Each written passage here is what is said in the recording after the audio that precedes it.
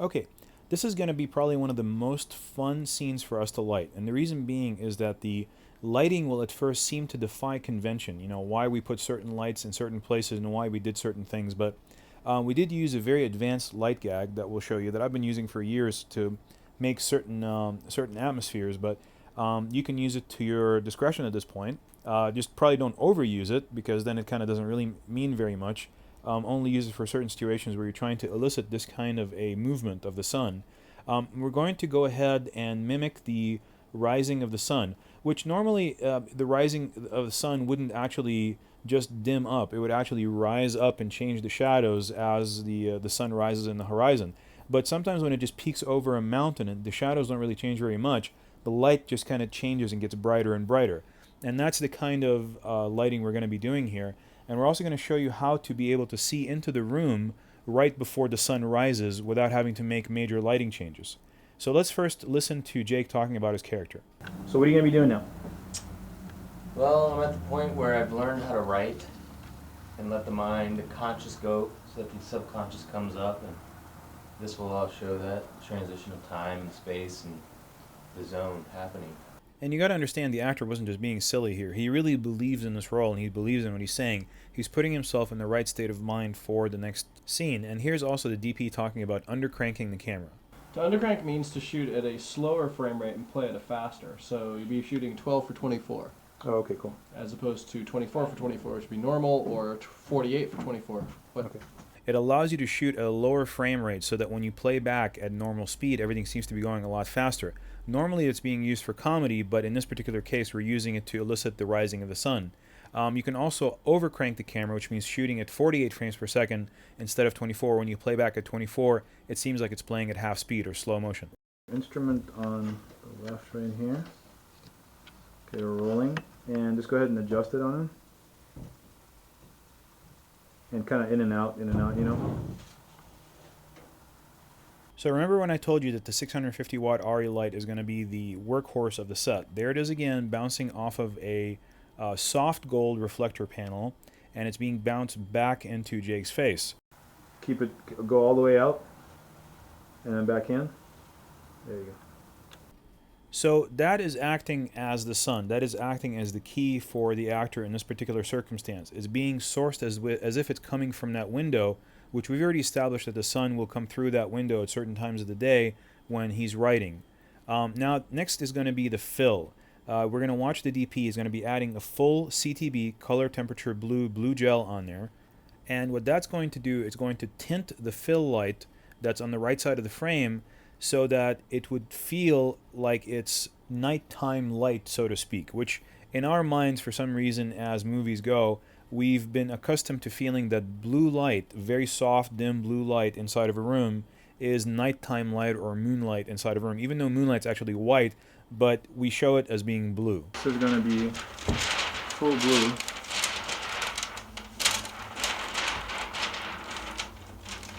Going on the fill light. Okay, so now the DP is going to be adding a thinner material of diffusion onto the chimera. Okay, so now that we've labeled this light as being the fill light, because we know it's actually flooding the room with the light, there's a light path that is going to be generating, and it's going to be actually hitting Jake on the right side of his body, and it's going to be kind of raking the room with nice even light, you know, but also it still feels like it's coming from one side. So this blue toned light is what's going to be there before we turn on this left side light, the one that's shining through the reflector.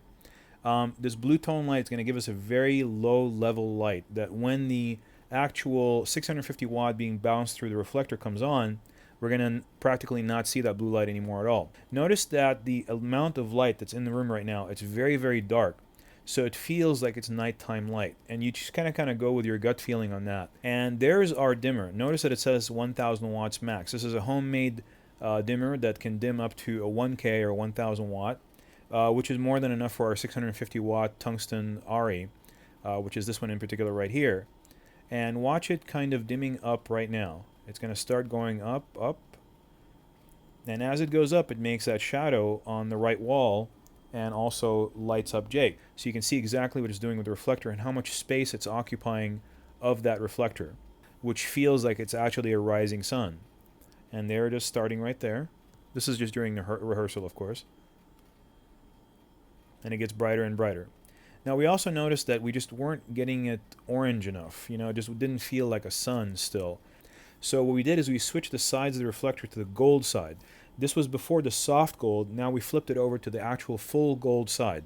The soft gold is kind of intermixed silver and gold, whereas the actual full gold is just nothing but a gold reflector. So the best marriage that we found between those two lights is to actually use the warm 3 card, and we went with that white balance.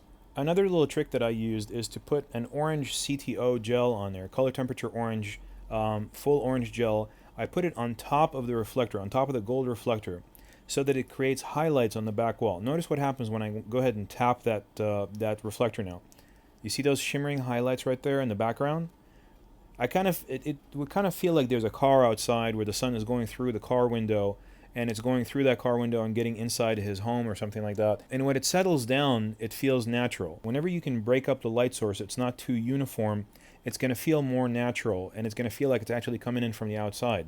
So again, that's the lighting formula that we use to create the scene for the sunrise. Just one 300 watt blue light and one 650 watt light going through a gold reflector. We're using an effect light right here, this 150 watt light, to create a wall pattern similar to window light, motivated by sunrise through the window.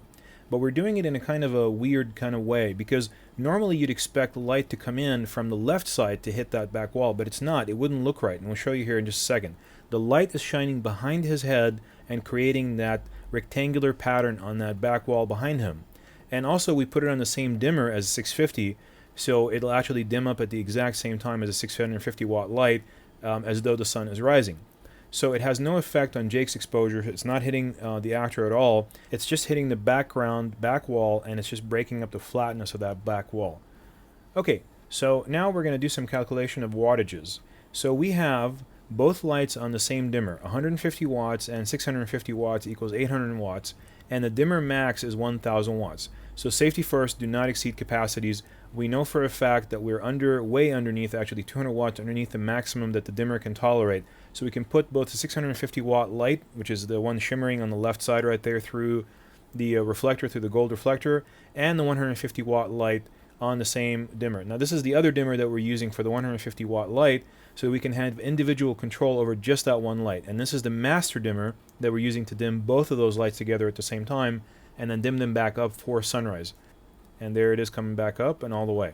Now here's Jake right there, and he's straightening out the bed. He's making sure that it's nice and clean and clear, and it's actually also very smooth, because that's going to add to that effect. And this is the effect with the bed clean and the pillows straight exactly as they're supposed to be. And it matches the cleanliness of the lighting as well, and also how far he's advanced in his life. That is, his life is being reduced in chaos a little bit. This is where it used to be. He had two different kinds of color pillows on the back there, and also there was a blanket that was a different color than the actual sheet that's on the bed. So it was very distracting. It just didn't feel right. But when you smooth it all out and you take away all that clutter, it feels more symmetrical. Now he's leaning back and forth so you can see exactly where the lights are and what's hitting him. So you'll notice that when he leans back at this point, you'll see that the shadow on the wall, that's from the 150 watt background light that's supposed to be creating a pattern on that wall. And there's the shadow from the 300 watt fill light going through the chimera. That's the one that's creating that blue light tone in the room before we put up the sunrise. And there's the 650 watt light going through the gold reflector, bouncing back and acting as his key light, and that's a shadow that it creates on the back wall as well. But when he leans forward, of course, you're not going to see the shadow from the 300 watt fill light or from the 150 watt background light. Now coming up here is Jake, or David, the actor, expressing his dissatisfaction with us and how bad of a job we're doing at the lighting, and how he just wants to walk off the set. It's like I'm floating. That's unbelievable, dude. Okay, so he wasn't dissatisfied, I was just kidding. And I just wanted to kind of express to you how important it is sometimes to show your actor exactly what you're going to be doing from the camera after you do the rehearsal, because it really, really boosted his confidence in us. And when he actually walked into that scene, he did such a much better job knowing exactly what the final product is going to look like on that monitor. Okay, now we're going to go ahead and dim up from behind the scenes the main light and show what it looks like when we dim it up. There it is coming up right now. That's the speed that we use pretty much for the actual shoot. And you notice his hand is just kind of drawing left and right. You can see that line that he's creating on the pad right there. because when you speed it up, and because we were actually undercranking the camera, it looked very natural when you actually shot it. We shot one normal and then we shot one undercranked. You know, always take a safety. You know, you never know what an undercrank is going to look like when you actually get to the editing studio. Now for this shot, let's talk about color harmony again. For this particular shot, we really wanted to get more color harmony, so we had him finally take off that coat that he was wearing. And notice that particular coat right there, the purple one, when he takes it off, he's wearing that green shirt. You've got green shirt, you've got green sheets, you've got a greenish kind of wall tint in the back there. You've created a color harmony from the foreground to the midground to the background, which is what we wanted to do in this particular shot. Now, that doesn't mean that you have to create color harmony every single time you do a frame or a composition. But in this particular case, we wanted the composition and the color choices in the frame to actually help the scene to make it feel even more pleasant and peaceful. There's another scene coming up where we actually use color contrast, where we contrasted the shirt that he was wearing with the background and with the sheet that's on the bed, because that worked better for that particular scene. Now let's talk about the fact that as far as framing is concerned, you can't really see the pad in his hand right there. All we did was just ask him to raise the pad so we can actually see it.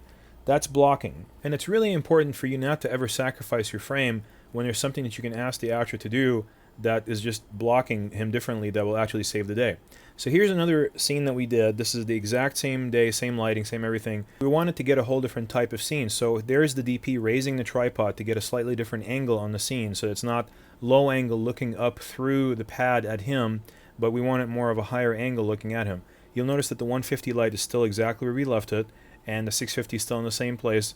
We're just going to use a slightly different framing and a little bit of a different decor and different wardrobe. And there's the DP actually measuring right there the distance to the camera.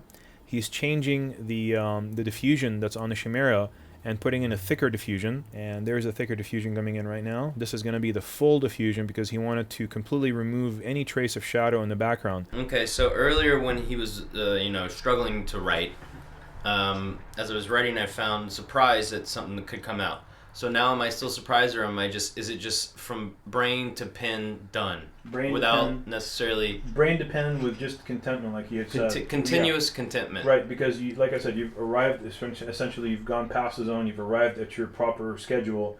You don't have to be pushed, you don't have to... Right, it's just... Try. You don't have to try anymore. It's water. It's a flowing just flows water. right out. Right. And now it flows in sequence, too. That's the beauty. It doesn't just flow like whatever, any kind of gibberish. It actually flows in a sequence that matches your thoughts, Right. Okay, cool. Okay, and here we are measuring the distance to the actor, and it's 6.5 feet to him lying down, 4.5 feet to when he's actually sitting up. This is from camera A, the main camera. So now let's talk about composition. He is the largest mass in the frame right there, and he's in a rectangular shape. And then there's a secondary mass right there. It's a smaller mass that repeats the larger mass's pattern. That's the shadow, of course. And there's another mass on the background, on the back wall. That's that light, the 150 watt light. And there's also that mass, which is that picture, and the other mass as well, too. So what's happening is that there's his mass. Left side of the frame can support the greatest amount of screen mass, which means that when you want to put your actor someplace where he's isolated from the background, there's nothing else around him, so to speak, or draw attention to him, you put him on the left side, because for us always the left side of the frame, for some reason, can always support more weight than the right side of the frame. And we're going to go ahead and prove that to you. We're going to go ahead and flip the frame here in a second and show you exactly what it would look like if it were flipped. There it goes.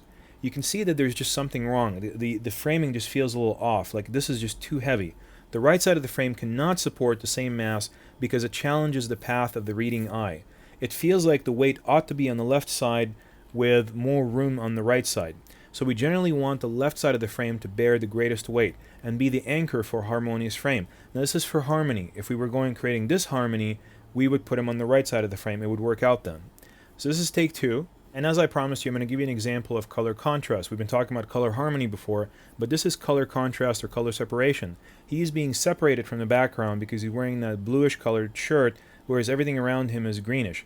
Now, the thing is, though, it is not quite very much separated because he's still wearing a cool color. He's not wearing like a red or an orange shirt. He's still in the cool toned family of colors. However, he's separated from the environment by use of color. These kind of concepts that I'm explaining to you, sometimes you don't really exactly know why when you get to the set you're going to make a choice like this. But if you know why, that way when you make a choice, you can evaluate it. You can say to yourself, okay, I just made this choice. I would rather him wear a red shirt.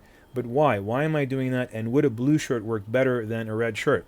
And that's when you can come back to these concepts, these principles, and apply and say, well, that's complete color contrast because he's wearing a whole different hue. Why don't I just have him wear a blue shirt? That way it'll match about the same kind of cool tones as the background. It won't completely separate him from the background, but it'll still separate him slightly. He's still in the same kind of cool tone family. We haven't gone over to the warm tones of colors, but he's still separated from the background.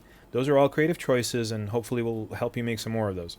So let's go through some gammas and matrices right now. Okay, so this is Cinematography V fluoromatrix, Cinematography D fluoromatrix, Cinematography V normal matrix, Cinematography D normal matrix, Cinematography V cinematrix, and Cinematography D cinematrix. So we've already talked about all the differences between all the gammas. The gammas, of course, Cinematography V being the most contrasty, Cinematography D being less contrasty and more in keeping with keeping that dynamic range, so it's a little bit more grayish. And also the matrices themselves, the cinematrix being the most saturated, but also still within range of the HD medium. The fluoromatrix boosting the reds, but at the same time being more pastel-like, and the normal matrix being less saturated than either one of those last two. So we noticed that the only way we're going to be able to do the shot where he gets up into the camera is for us to flip the bed entirely to the left side so that we can place the camera right there with the tripod. Otherwise it wouldn't fit on the other side. So we flip the bed all the way around so we can get the lights in exactly the way we had them before. By that I mean not having to move the fill light. This is right here the RE150, which is acting as a key light as well as a background light. There's the light path. It's shining to the right hand side of the frame. You notice that it also has a blue gel on it. This is a full CTB color temperature blue gel that converts it to blue light.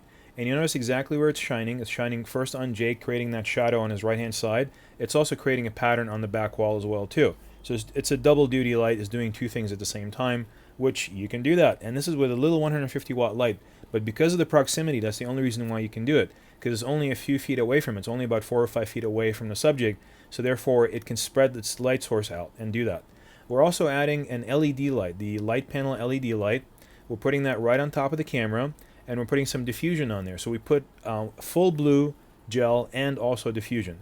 So it's already daylight balanced blue, but we're adding even more blue to it, and we're adding diffusion to soften the highlights and soften the throw. And there's the DP right there. He's mounting it on the articulating arm, and then he's mounting that on the back of the HVX right there with the 1/4-20 thread. And he's going to actually lay the light panel down on the sun hood. So now this is a shot without the light panel. We're doing the shot without the light panel, and now we're going to show you with the light panel right there. You see that cool blue tone that it puts into his eyes and also into his face. It creates new highlights in his eyes as well too, and we're going to take it away here in just a second. This is without. So you can see it's a nice pleasant frame, it's fine, but we weren't going for that. We were going for more of a creative type of lighting arrangement. So that's what we have to go through, and essentially to get that kind of lighting situation. So there's the LED light right there, and it's dimming up and down, and you can see the shadow on the back wall from the 150 as well too.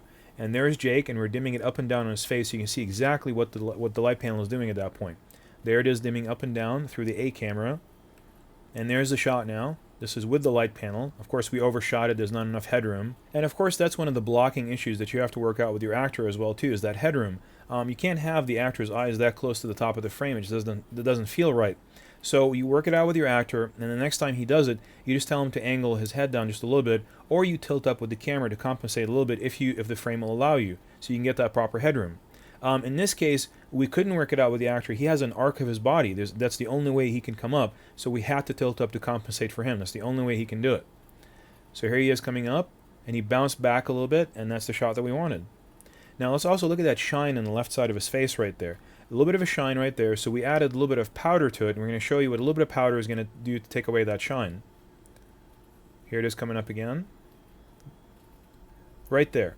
A little bit more powder, and the highlight is still there, which we need it to be there because it doesn't feel right without it. But when you put the highlight back in at full intensity, it's just so glaring. So you don't want to have too much powder, and then it feels like the face has been powdered. You just want to have a little bit to kind of blunt that light a little bit, to dull that surface a little bit more, so it doesn't reflect it in such an intense way.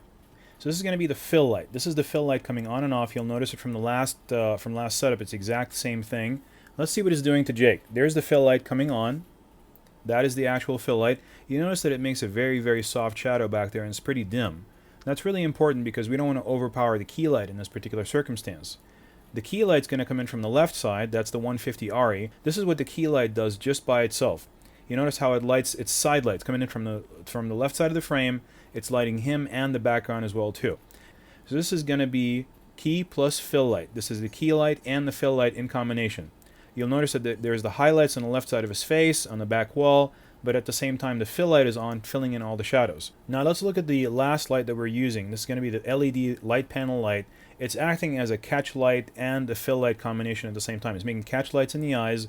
This is its standard preset tungsten 3200 degrees Kelvin white balance, and this is key plus fill plus white panel. And this is going to be key plus light panel only. You notice the different tone there. This is just the key light. Extremely contrasty, heavy shadows. This is going to be just the light panel by itself. And this is key plus fill plus light panel again, and you can achieve at least 4 dramatically different moods by varying the key, fill, light panel combinations. So when you have your basic 3-point lighting setup, or even a 2-point lighting setup with an effect light like the light panel in this situation, you can get 4 entirely different moods. This is just by varying the lights being turned on and off. We're not even talking about the ratios of the lights to each other or the tones of the different lights to each other. This is just 3 lights in one room with one person. You can get at least 4 dramatically different moods. And actually you can probably get a lot more if you use different colored gels in there, but here are the 4 that we achieved just by varying, you know, some lights being on and some lights being off, not even varying the ratios or the colors of each light. Now let's go ahead and see what's going to happen when we just reposition the light panel. We're going to keep the key and the fill in the exact same position, but we're just going to take the light panel up a little bit higher so it creates a little bit more of a shadow underneath his eye sockets. We call it kind of the Godfather light, you know, and of course that's why, you know, David in this particular circumstance is making the whole chin thing and the jaw thing, and he's making the Godfather voice. But so notice how we pushed the light panel up higher and further forward so that it creates that shadow underneath his light sockets, because it's going to come from almost directly above his face. So let's go ahead and actually see what kind of an effect it had once we turn it on. Look at that. You see that effect? That's a dramatically different effect from when it was just sitting right on top of the lens. So we're also replacing the full blue with half blue, so it's not quite as blue as it used to be before. It's just going to be more blue tone, but it's not going to be quite as blue tone as it was before. So here's the new setup. You notice the shadows underneath his eye sockets. This is from the light being in his current position, right above his head, pretty much creating that Godfather type of light. Here's the one where the light was sitting right above the actual lens on the lens hood, and you notice how it fills in all the shadows actually in his face, and this is with full blue now. So here's the final frame. That's what we went with. So now we're going to remove the filter. This is the B+W clear filter, actually clear UV filter, and we're going to add a Century 0.6 wide angle adapter. This is not a converter. You can't zoom through it. This is just an adapter, but it gives you a lot more angle of view. And it's going to go ahead and give you 40% actually more view. So this is with the Century 0.6 wide lens. And we're going to go ahead and also show you what it looked like without it, but you can see just how much more information you're capturing in the frame from the exact same location. So this is Century 0.6 wide angle lens, and you notice also that there's a little bit of barrel distortion there, where any kind of a vertical line towards the edge of the frame is going to start to bow a little bit. That's perfectly natural. Any one of these lenses will do that. Any kind of an adapter lens or a converter lens, it's a wide angle. After it goes beyond about 25%, it's going to have that barrel distortion. So it's just a natural part of using this adapter. So here's the standard fixed lens again. This is the lens, just a wide angle lens built into the camera by itself, and that's what we're seeing. Notice that also the lines, the vertical lines have gone back to being straight up and down, but you see a lot less of the frame from that same perspective. Here it is again with a 0.6. So that's what you're getting with a 40% wider angle of view using a Century 0.6 wide angle lens. And again, the barrel distortion, those vertical lines being distorted like that, is perfectly natural part of using these adapters. So this is a scene where he finds his routine. He starts waking up at a certain time every single day. So this is going to be the 150 light, 150 tungsten RE light, and we're going to be putting that over to the left side of the frame, and that's going to be lighting the background. Notice we also have CTB on it as well. This is full CTB, color temperature blue, and that's a cheese plate right there that it's sitting on right there. A cheese plate is just a modified plate with holes in it that you can attach certain devices to, and the device right on top of it there is a knuckle. It's bolted directly to it, and then there's a rod that extends up into the light, and that rod is what the light is bolted onto. It makes it a little bit of a nice little table stand, and that's just something that the DP has fabricated himself. And that's going to be positioned right there on the left-hand side of the desk to act as a background light, make it feel like there's moonlight coming in or a street light coming in from the window. Now he's actually cutting some opal diffusion. Opal diffusion is what he calls diet diffusion because it's very thin light material. So he's attaching another 150 watt RE light right there on a stand. He's putting a mini Cardellini on it, which is that device right there. And that clamp is going to allow him to bolt a boom to that particular light stand and attach a flag directly to the light stand without the use of another stand. You see how he made a little bit of an edge to it right there? So what that edge allowed him to do is to just flag the light only off of the lamp, but maintain the exact same amount of light on Jake. And so when we turn on that light, it'll feel like that lamp has been turned on and is actually creating that light on Jake's face. So this is going to be the key light. His key light, because it's the closest one to him, that's also the brightest. We're turning it on and off. Here it is off. And here comes the fill light, on and off. Look at the shadow density on his face. That's what you want to look at whenever you turn on the fill light, on and off. You can see that? Pretty much the shadows are getting really dark when you don't use that fill light. So this is going to be the practical light, on and off. This is just a practical lamp, which is supposed to be lighting his face, but of course isn't really. What it's just lighting is that area right in front of it on the desk. This is going to be the background light, on and off. So you can see what the background light's doing just behind him on the background. You can see that it affects Jake just a little bit, but it's not enough to create a new shadow or do anything. All it's doing is lighting the background behind him, and it's making it more convincing. It feels like there's a street light outside, and that's creating that light when it's actually on. This is just a practical, so we can show you what it would look like if it was just that table lamp lighting him with none of our lights on. This is 12 decibels gain with a 40 watt bulb in the desk lamp. So if you go to 12 decibels gain, if you arrive on the set, you don't want to do any lighting, at 12 decibels gain, this is what your shot's going to look like. Burned out highlights and a lot of grain. This is just a background light. So this is background light plus fill. This is just fill light. We wanted to bring up that glass so you can see it in the darkness a little bit more and bring attention to the fact that you have to have some water when you go to do your writing when we were shooting the movie. Watch where that position is. It's right behind the glass now, so it really brings up the liquid inside that glass. So it feels more like moonlight is coming in and actually really hitting that glass. You can see it really has a rim now.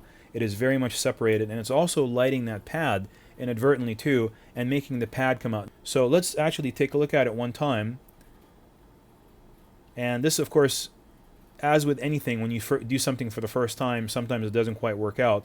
This first light gag didn't quite work out because the light switch kept flickering the lights, so it didn't feel natural. It felt like there was electrical brownout every time he would turn on the lights.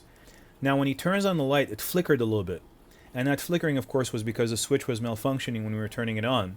So you have to notice those things, because if you kind of blink, you won't really notice. So here's take two, and he turns on the light and everything's fine. So we fixed the switch. Now another thing we want to talk about is when he gets up, you notice that highlight up in the window. That highlight up in the window is being created by our fill light, and it is not very convincing. It's not something that would normally be there. I mean, it could have been like a closet light or something like that, but to us it was a little bit distracting. It took away from the frame, took away from the darkness of the frame. So the DP grabbed a Matthews flag and he put it behind that screen in front of the window. You could have also done this with duvetine or with a black trash bag, pretty much any kind of a black material that can go back there, preferably duvetine though than a black trash bag, because the black trash bag is going to be more reflective. It should be a non-reflective material. And now look at the frame. There's nothing in there now that's distracting you from Jake. It feels a little bit more natural to us. Whenever you can cut on motion, as you are right now, watch this, when he sits into the frame, now you can cut from the medium shot to the close-up on motion, which will mask small differences, for instance, in the way that he had the blanket on his shoulders, in his appearance, in his hair. You're not concentrating so much on it if you can cut on the actual motion of him sitting down rather than just cutting directly from medium shot to the close-up after he's already sat down. So try to always have him sit into the frame. What we're going to talk about here is lighting direction. How to motivate your light from the proper direction, but not just from the proper direction, but along the exact direction to mimic a practical light. Study the scene right here. We're going ahead and adjusting the exposure, and we're adjusting the positioning of our 150 watt little RE tungsten light that's sitting right in front of the subject on the left hand side in front of that computer, and it's drawing a line from the practical lamp over his head and to the back wall to make that shadow consistent, as though he were being lit by that practical lamp right there on the left hand side. Now that's really, really important, because the light, the actual lampshade right there is opaque, so it wouldn't be lighting Jake from the lampshade itself on the left-hand side. So we're going to go ahead and move that up. And when we move our key light up, it's going to make the shadow behind his head go downwards. And watch how that doesn't draw that line anymore. It doesn't feel like that practical lamp is drawing a line directly across over his head into the back wall anymore. There's too much of a gap there. So it doesn't feel convincing. It feels like the light is going up and then down again. So when we go ahead and lower our light again a little bit more to make it match that practical lamp, it raises the shadow back behind him again so it feels convincing again. So when you're doing motivated lighting, essentially, where you're motivating all of your lighting directly from a practical lamp, not only do you have to match the general direction, but almost the exact direction in circumstances like this. Now let's talk about blocking a little bit. Let's watch Jake walk into the shot.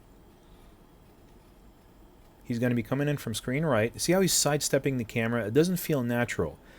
We did several takes of this. We actually did 4 takes, and every single time we tried to work with him on trying to get his body to rotate and walk straight forward so that it feels natural. And it took us quite a few times, but it was really difficult because there's really not much room in there between the camera and the bed right there behind him. It's only about a foot. But when he sidesteps the camera like that, it clues in the audience that there is actually a camera right there, and it takes them out of that suspended disbelief that they're actually watching, events in some other world, and then they remember that they're actually just watching a movie at that point. So watch that. See, when he walks in naturally and then turns around, that feels right. Now let's talk about composition. When we freeze frame this shot right here, we notice that he's along the left-hand side line of thirds, facing towards the right, that his eyes are actually in the top third of the frame and towards the left, so it's very well balanced. And also he's making a triangular shape with his body from his face down to his shoulders and down to his elbow, especially along that background frame. Now the background is actually what's really important. When we make him disappear, we look at the background, it's actually a cube because of the way that the walls are painted. The right side wall is going to look a little bit light. The top side wall, which is the ceiling, is going to look a little bit darker. So once again, that's the light side, and that's the darker side, and that looks like the shaded side. You can look at it as a cube, either facing towards you or away from you. It's like a play. It's a play on your visual perception. So it was really nice, and that's why we picked that as a background, and that's why we framed the shot from such a low angle and looking up at Jake in this particular position. Okay, notice how we move the camera now much closer to Jake and over his left shoulder. What we're doing is we're getting an over-the-shoulder shot of the materials, all the scripts that he's taking out and laying down on the table. So again, we stayed on his left shoulder in reality, like his real left shoulder, which is his right shoulder to us, because we're still maintaining the same eye line. And while we were up there, we also grabbed another shot for a whole different scene. That's how you conserve time when you're actually on the set. You pretty much park the camera in one location, get as many shots as you can for that location, for that lighting, even if you have to have your actors changing wardrobe, but try to conserve the amount of time that you've done for lighting and also for parking the camera there. This is the one where he wakes up in the middle of the night, and he kind of wakes up into the camera almost, and then he looks over to the desk and he sees the writing pad lit by the moonlight. So what we did here is we did kind of like a fake dolly, where as you can see the DP, I asked him to position the camera so he can swing it forward and back. He can kind of like push the camera front and back, forward and back on the actual tripod. He's just rocking it back and forth. And all I want is just this little bit of motion, just about 6 or 7 inches of motion right there, and getting closer to the pad. Also, I want you to look at the lighting on this pad right now. See how it's kind of flat? All it's being lit by is the fill light right now, and the light panel that we were using before is kind of in the wrong position. Whenever you're seeing even a pad on a desk, it's not just that. It has a foreground, a midground, and a background. And it has in several different directions as well too. You can look at it as the pad being the foreground and the desk lamp or the table lamp being in the background, but you can also look at it from this angle right here when you get to this particular position as the pencil being in the foreground, the pad being in the midground, and the desk being in the background. So there's the backlight. That's that 150 watt RE tungsten backlight, and it actually is going through the CTB full color temperature blue, full blue gel, and there it is being turned on and off for you. And now you're going to see the key light, which is in this case the light panel. It's the closest, brightest light to the actual object, which our object of interest in this case is the pencil and the pad. And you can see that coming on and off like that. And there's the fill light coming on and off. See the shadows coming in and out? That's what it's affecting, the shadows in front of the pencil, in front of the pad. And see how the DP is using that good old piece of cardboard again, and he's kind of moving it into the shot right there. And essentially what he's doing with it is he's flagging the top left-hand corner of the writing pad because it was kind of taking away attention from the actual center of the frame. This is one of those cool shots that the DP wanted to do, and I told him that if we had time at the end of the day, I'd be happy to do it, and we did. So he did. He suspended the camera up there, and it's going to give me an excellent opportunity to talk to you again about lighting direction, which has been kind of the theme of the evening here. See where I'm putting the 300 watt light right there going through the chimera from the right side of the frame. It's actually hitting Jake from the right side of the frame when we actually switch to where the A camera is. There's A camera, and the light's coming from the right-hand side of the frame, and it's causing the shadow to be behind Jake on the left-hand side. Let's examine that. There comes the light from the right-hand side, and you can see how it's throwing that shadow on the left-hand side of Jake behind him on the back wall, that green wall. So it's not in keeping with the light that's coming from the ceiling fan. The ceiling fan light's supposed to be coming from up above to the left-hand side, so the shadow technically is supposed to be on the right-hand side of Jake, because we never established anything else in the room as causing any kind of light, as creating light. So this shadow right here is going to be wrong, and it needs to move over to the right-hand side, unless we had established something another light source in the room that would create that kind of light, but we never did. So we moved the 300 watt over to the left-hand side of the frame. We added a flag right there, and the reason that flag is there to keep the light from hitting the back wall and to keep it concentrated only on Jake, so he's always brighter than the back wall. So there's the light coming from frame left, and it's hitting Jake from frame left again, which means it's creating a shadow on the right-hand side instead of the left-hand side. You have to be able to draw a line from the light over his head to the back wall, and that has to be a straight line without any kind of jagged curves. It can't go over his head and then back down again. So that feels fake because the light is coming from the right side, and that feels right because the light is coming from the left side, because we never established any kind of light source being in the room from the right-hand side of the frame.